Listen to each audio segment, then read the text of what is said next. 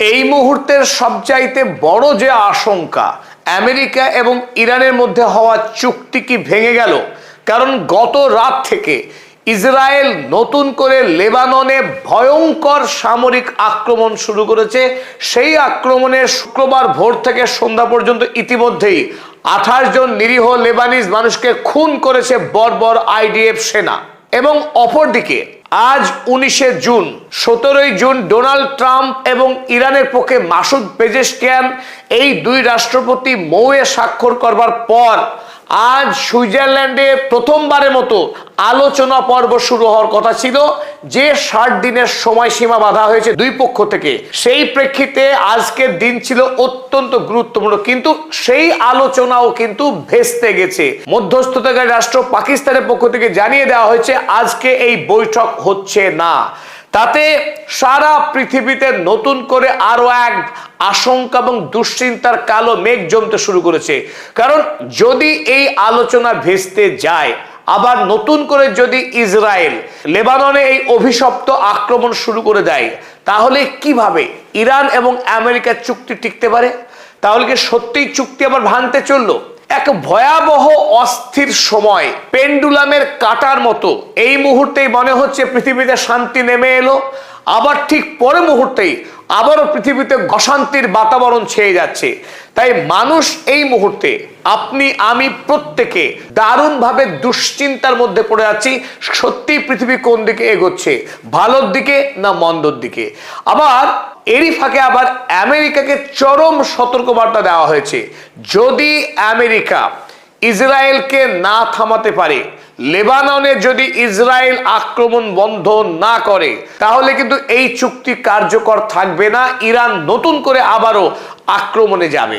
আর তার প্রথম ধাপ হিসেবে ইতিমধ্যেই আজ ইরানের সময় বিকেল বেলাতেই হরমুজ প্রণালীকে আবারও রেডিও বার্তার মাধ্যমে নতুন করে আবারও হরমুজ প্রণালী বন্ধ করে দিয়েছে। কেবল হরমুজ দিয়ে জাহাজ চলাচল শুরু হয়েছিল, জাপানের প্রধানমন্ত্রী ধন্যবাদও জ্ঞাপন করলেন, কিন্তু তারপরে আবারও আজ হরমুজ প্রণালী বন্ধ হয়ে গেল। তবে আপনাদেরকে একটি বিষয় আশ্বস্ত করছি, এই যুদ্ধে নতুন করে আর ইরানের ভয় পাবার কিছু নেই। ইরানের অবস্থান স্পষ্ট, এই যুদ্ধে ইরান বিজয়ী হয়েছে এবং নতুন করে যদি যুদ্ধ হয়, সেই যুদ্ধে ইরান যে পরাস্ত হবে এসবও ভাবার বিন্দু মাত্র কারণ নেই। কারণ আমেরিকা তার যে দুর্বলতার জায়গা সেটা ইতিমধ্যেই প্রকাশ করে ফেলেছে। খোদ ডোনাল্ড ট্রাম্প তিনি জানিয়েছেন যে তিনি কেন চুক্তি করলেন। ডোনাল্ড ট্রাম্প জানিয়েছেন এই ইরান যুদ্ধ চলাকালীন প্রতিদিন প্রায় 700 মিলিয়ন মার্কিন ডলার করে খরচ হয়েছে। প্রতিদিন কোনো না কোনো সামরিক সেনা ছাউনি ধ্বংস হয়েছে আমেরিকার। একদিকে বিপুল অর্থনৈতিক ক্ষতি, অপরদিকে হরমুজ প্রণালী এক দীর্ঘ সময় ধরে বন্ধ থাকার ফলে আমেরিকার ভাঁড়ারে যে তেল ছিল মজুদ, সেই মজুদ তেল ফুরিয়ে এসেছে। আর মাত্র 4 সপ্তাহ বাকি আমেরিকার হাতে থাকা তেল। তাই পৃথিবীর একটি সুপার পাওয়ার দেশ ইরানের সঙ্গে লড়তে গিয়ে সমস্ত দিক থেকে বিপর্যস্ত খাদের কিনারায় এসে দাঁড়িয়েছে। তাই নতুন করে যদি আমেরিকা মনে করে ইরানের সঙ্গে যুদ্ধ করবে, তাতে ইরানের বিন্দুমাত্র ভয় পাওয়ারও কোনো কারণ নেই।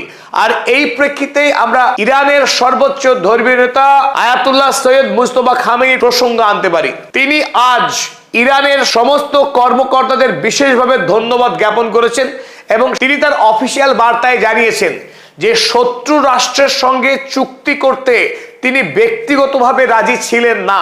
তবে সম্মানীয় মাসুদ পেজেশকিয়ান ইরানের রাষ্ট্রপতি যখন অভিমত ব্যক্ত করেছেন যে ইরানের পক্ষে, ইরানের জনগণের জন্য এই চুক্তি লাভজনক হবে, আমেরিকার রাষ্ট্রপতি যখন চুক্তি করতে মরিয়া এবং যে কোনো শর্ত মেনে নিতে প্রস্তুত, সেই সময়ে ইরানের চুক্তি করাটাই বাঞ্ছনীয়। তাই ইরানের নেতৃত্বকে সম্মান দিতে ইরানের সর্বোচ্চ ধর্মীয় নেতা তিনি এই চুক্তিতে সম্মতি দিয়েছিলেন। তবে ওদিকে আমেরিকার পক্ষে এই চুক্তি ভাঙার বিষয়ে বিন্দু মাত্র পদক্ষেপ গ্রহণ করা হয়নি। একথা ঠিক, আমেরিকা এখনো ইসরায়েলকে পুরো মাত্রায় নিয়ন্ত্রণে আনতে পারেনি। কারণ বেঞ্জামিন নেতানিয়াহুর এটি ডু অর ডাই সিচুয়েশন। তার আগামী দিনে জেলে যাওয়া, ভোটে হারা সমস্ত কিছু নির্ভর করছে আমেরিকার সঙ্গে ইরানের চুক্তির সাফল্যের উপর। যদি ইরান এবং আমেরিকা সত্যিকারের বোঝাপড়া করে ফেলতে পারে, তাহলে আগামী দিনে ইসরায়েল রাষ্ট্রের মৃত্যু অনিবার্য। 80 বৎসর কোনোভাবেই পেরোতে পারবে না। একটা কথা আপনাদের বলি, যে পৃথিবীতে যখন এত বড় মৌলিক একটা পরিবর্তন আসে, সেই পরিবর্তন এক ঝটকায় আসে না, কিছুটা অস্থির সময় পার হতেই হবে। আজকে আমি ধরে নেব ইসরায়েল মৃত্যু হয়ে যাবে এই সেকেন্ডে, এত সহজ নয়। ইসরায়েলের মৃত্যু অনিবার্য, তবে এই ঘটনা ঘটতে কিছুটা তো সময় লাগবেই। আজ থেকে 4 মাস আগেই ভাবুন, আমেরিকা রাষ্ট্রের কোন নেতা কোনোদিনও একথা বলেছেন যে ইরানেরও আত্মরক্ষার অধিকার রয়েছে? অথচ গতকাল রাতে জেডি ভ্যান্স, আমেরিকার উপরাষ্ট্রপতি, তিনি বললেন যে Iran has right two self defence, যে ইরানেরও আত্মরক্ষার অধিকার রয়েছে, শুধু ইসরায়েলের একা নেই। তাহলে যে আমেরিকা যুক্তরাষ্ট্র ইসরায়েলের সঙ্গে ঐক্যবদ্ধ হয়ে ইরানের ওপরে বোমা বর্ষণ করছিল, সেই রাষ্ট্রনায়করা, খোদ প্রেসিডেন্ট, ভাইস প্রেসিডেন্ট, তারা ঐক্যবদ্ধভাবে ইরানের পক্ষে দাঁড়িয়ে সওয়াল করছে। এটা ঐতিহাসিক পরিবর্তন। এই পরিবর্তন যে এত অল্প সময়ে আসতে পারে পৃথিবীতে, এটাই কেউ কোনদিন কল্পনা করেনি। তবে এই মুহূর্তে পৃথিবীর সবচাইতে বিপদগ্রস্ত মানুষ যে, তার নাম বেঞ্জামিন নেতানিয়াহু, মানবতার এই শত্রু, এই গণহত্যাকারী মানবতার শত্রু শেষবারের মতো মরার আগে শেষ চেষ্টা করছে তার দেশকে এবং তার ব্যক্তিগত জীবনকে রক্ষা করবার। তবে কোনোভাবেই বেঞ্জামিন নেতানিয়াহু রক্ষা পাবে না। তার পরাজয় এবং ধ্বংস সামনেই দাঁড়িয়ে আছে। এই মুহূর্তে সবচাইতে বড় যে কূটনৈতিক পদক্ষেপ ইরানের পক্ষে হতে পারে, তা হলো ইসরায়েল এবং আমেরিকাকে পৃথক করা। দুটি শত্রু রাষ্ট্র, কোনো সন্দেহ নেই, আমেরিকা ইসরায়েল থেকে কম খারাপ নয়, কিন্তু সেটা বিবেচনার বিষয় নয়। বিষয় এখন দুই শত্রুর মধ্যে ভাঙন ধরাতে হবে, তাদেরকে আলাদা করতে হবে, আর আলাদা হলেই তারা দুর্বল হবে। আরো একটি প্রশ্ন আপনাদের বা আমাদের প্রত্যেকের মনে খুঁতখুত করছে, তা হলো ফিলিস্তিনিদের প্রশ্নে ইরান কেন নীরব? কেন ইরান এখনো পর্যন্ত বলিষ্ঠভাবে কোনো শব্দ উচ্চারণ করছে না ফিলিস্তিনি বিষয়ে? যেভাবে লেবাননকে জোর দিয়ে বলা হচ্ছে যে সমস্ত ফ্রন্টে যুদ্ধ বন্ধ হবে, ইনক্লুডিং লেবানন, কেন ইনক্লুডিং গাজা বলা হচ্ছে না?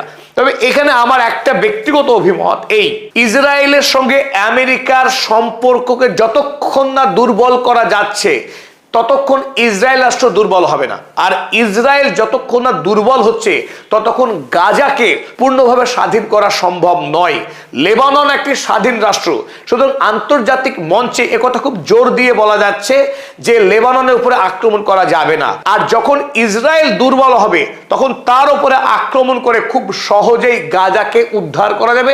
এমনকি গোটা ফিলিস্তিন রাষ্ট্র একদিন আবারও পূর্ণ স্বমহিমায় স্বাধীন হবে, সেটা শুধু সময়ের অপেক্ষা। তো এই মুহূর্তে আমি যেটা বলছিলাম, পাগলা কুকুর যে অবস্থায় যায়, সেই অবস্থা কিন্তু ইসরায়েল রাষ্ট্রের ঠিক খেপে যাওয়া মুহূর্তে আছে। প্রত্যেকে আমরা এই ডেভিলটিকে চিনি। ইসরায়েলের ন্যাশনাল সিকিউরিটি কাউন্সিলের মিনিস্টার বেন গভির, রক্তপিপাসু এই ভ্যাম্পায়ার বেন গভির, তিনি আজ অর্থাৎ 19শে জুন দুপুর বেলায় একটা এক্স হ্যান্ডেলে টুইট করেন। সেই টুইটের ভাষা অত্যন্ত ভয়ঙ্কর, এবং ভয়ঙ্কর হওয়াই স্বাভাবিক, কারণ তাদের শরীরে যে ডিএনএ, এছাড়া সেই ভালো কথা তার মুখ থেকে বেরোনো অসম্ভব। তিনি লিখেছেন, for every tear of an Israeli mother, ইসরায়েলের প্রতিটি মায়ের চোখের জল, 1000 লেবানিজ মাদার্স মাস্ট উইপ, অন্তত 1000 লেবানি মাকে কাঁদতে হবে। কেন কাঁদতে হবে? ইসরায়েলি মায়ের চোখের জলের দাম দিতে হবে। একজন ইসরায়েলি মায়ের জন্য 1000 লেবানিজ মাকে কাঁদাবে কে? বেন গভির বলছেন, all of Lebanon must burn, সমস্ত লেবাননকে পুড়িয়ে ছাড়বো, বেন গভির বলছেন। ভাবখানা এমন যে লেবানন জোর করে ইসরায়েলের উত্তর অংশকে দখল করে রেখেছে, এবং লেবানন হচ্ছে আগ্রাসী রাষ্ট্র, দখলদার রাষ্ট্র, ইসরায়েল রাষ্ট্রকে নাকি দখল করে নিচ্ছে। তাই তারা এসে খুন করছে ইসরায়েলের মানুষকে, বদলা নিতে নেমেছে এই রক্তপিপাসু জানোয়ারটা। কিন্তু বিষয় সারা পৃথিবী জানে যে ইসরায়েল হচ্ছে পৃথিবীর সেই কুৎসিত পিশাচ, সেই ভয়ঙ্কর একটা প্রাণীর বাস, যেখানে যাদের কাজই হলো প্রতিবেশী দেশগুলির নিরীহ মানুষকে খুন করা, তাদের জমি লুট করা। সেই লুটকারী সন্ত্রাসী বেনগির তিনি বলছেন লেবানির মায়েদের একজন ইসরায়েলি মায়ের চোখের জলে দাম দিতে হবে 1000 লেবানিজ মাকে। তার মানে একজন ইসরায়েলি মানুষ খুন হলে উনি 1000 লেবাননের মানুষকে খুন করবেন। এই খুনি সন্ত্রাসী বেনগির আজ দুপুর বেলায় এই কথা জানিয়েছেন। ওদিকে ইসরায়েলের ফিনান্স মিনিস্টার স্মোটরিচ তিনি বলছেন time to speak with fire. তিনি কথা দিয়ে কথা বলবেন না, মুখের আগুন দিয়ে কথা বলবেন। এবার time to open the gates of hell, জাহান্নামের দরজাকে উন্মুক্ত করে দেবে লেবাননের জন্য। এই সমস্ত র্যান্টিং কেন করছেন এই ওয়ারমঙ্গাররা? এই যুদ্ধবাজ নেতাদের একটাই এই মুহূর্তে প্রচেষ্টা যে ডোনাল্ড ট্রাম্পকে ভয় ধরিয়ে দেবে, যে ডোনাল্ড ট্রাম্প যেন দৌড়ে এসে ইরানের সঙ্গে তার চুক্তিকে বাতিল করে দেয়। আগামী দিনে যে নির্বাচন হবে সেই নির্বাচনে ইসরায়েল ব্ল্যাকমেল করবে ডোনাল্ড ট্রাম্পের বিরুদ্ধে, ইসরায়েল ব্ল্যাকমেল করবে জেডি ভ্যান্সের বিরুদ্ধে। আমেরিকায় ইসরায়েলি খবরদারির ইতিহাস অনেক প্রাচীন। জন এফ কেনেডিকে জীবন দিয়ে মাসুল গুনতে হয়েছে ইসরায়েলের বিরোধিতা করার জন্যে, এই বলে অভিযোগ আছে বড় একটা অংশের। এমনকি বিল ক্লিনটন চেষ্টা করেও হেরে গেছেন ইসরায়েলের বিরুদ্ধে দাঁড়াতে গিয়ে, পারেননি। ডোনাল্ড ট্রাম্প যিনি ইতিহাস তৈরি করবার জন্য মরিয়া, ইরানকে পরাস্ত করে তিনি একটা ইতিহাস তৈরি করবার চেষ্টা করেছিলেন যুদ্ধে, পারেননি। এবার নতুন করে এই মুহূর্তে ডোনাল্ড ট্রাম্পের মধ্যে নতুন একটা স্বপ্ন ঘুরছে। সেই স্বপ্ন হলো আমেরিকা যুক্তরাষ্ট্রকে ইসরায়েলের দাসত্ব থেকে মুক্ত করা, স্বাধীন করা, যাতে আগামী দিনে আমেরিকার রাজনীতি আমেরিকার মানুষের হাতে থাকে, ইসরায়েল যেন আর ব্ল্যাকমেল করতে না পারে। তাই আমেরিকা ফার্স্ট যে কথা বলে তিনি ভোটে জিতেছিলেন, এবার ইরানের কাছে যুদ্ধে হারার পর সেই নীতি গ্রহণ করেছেন ডোনাল্ড ট্রাম্প। আর তাতেই বেঞ্জামিন নেতানিয়াহু, বেনগির বা স্মোটরিচদের মতো যুদ্ধবাজ সন্ত্রাসী ইসরায়েলি নেতাদের এই মুহূর্তে মাথা গরম হয়ে গেছে। তাই মাথা গরম হয়ে ক্ষেপে গিয়ে তারা যে কোনো মূল্যে ইরানের সঙ্গে আমেরিকা চুক্তি নষ্ট করবার জন্য এই মুহূর্তে লেবাননে ভয়াবহ গণহত্যা চালাচ্ছে। তবে আপনাদেরকে একটা লেটেস্ট আপডেট দিই। আমরা যখন এই ভিডিও রেকর্ড করছি ঠিক এখন ঘড়িতে বাজছে 19শে জুনের সন্ধ্যা 7টা।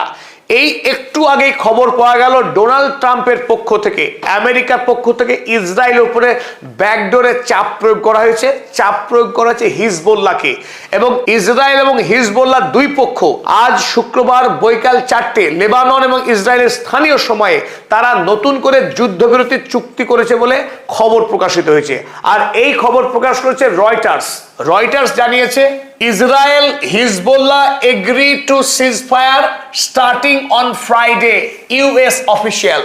আমেরিকার সরকারের পক্ষ থেকে একটু আগে জানিয়ে দেওয়া হলো যে নতুন করে আর লেবাননে আর অশান্তি হবে না, কারণ হিজবুল্লাহ এবং ইসরায়েল তারা চুক্তি করে নিয়েছে।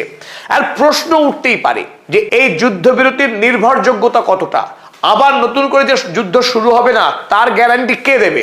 সত্যি সত্যি তার কোনো গ্যারান্টি নেই, কারণ ইসরায়েলকে কোনোভাবেই ভরসা করা যায় না। তার একটাই কাজ অন্তহীন যুদ্ধ চালিয়ে যাওয়া, আর যুদ্ধ করাটাই ইসরায়েলের একমাত্র পথ।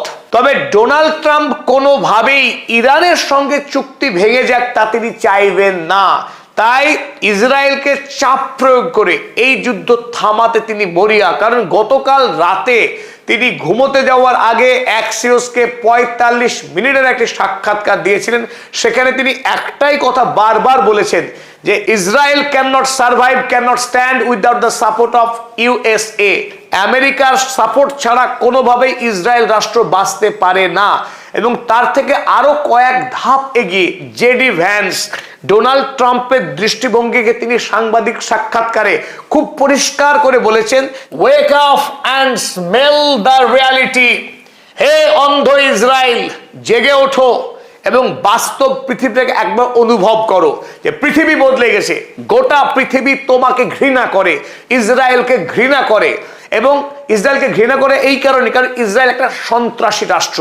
আর এই সন্ত্রাস এতদিন ধরে আমেরিকা বরদাস্ত করে এসছে। এমনকি যে 3 মাস ধরে যুদ্ধ হলো, সেই যুদ্ধে ইসরায়েলের যে প্রতিরক্ষা ব্যবস্থা তার প্রত্যেকটি মেশিন, ব্যাটারি আমেরিকার জনগণের ট্যাক্সের পয়সায় তৈরি। এই ইসরায়েল রাষ্ট্রকে বাঁচিয়ে রেখেছে আমেরিকা।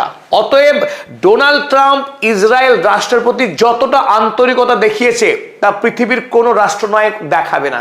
তাই ডোনাল্ড ট্রাম্পের বিরুদ্ধে বেশি রাগঝাল করে লাভ হবে না। বেশি বাড়াবাড়ি করলে ইসরায়েল রাষ্ট্রের অস্তিত্ব নিয়ে প্রশ্ন উঠবে।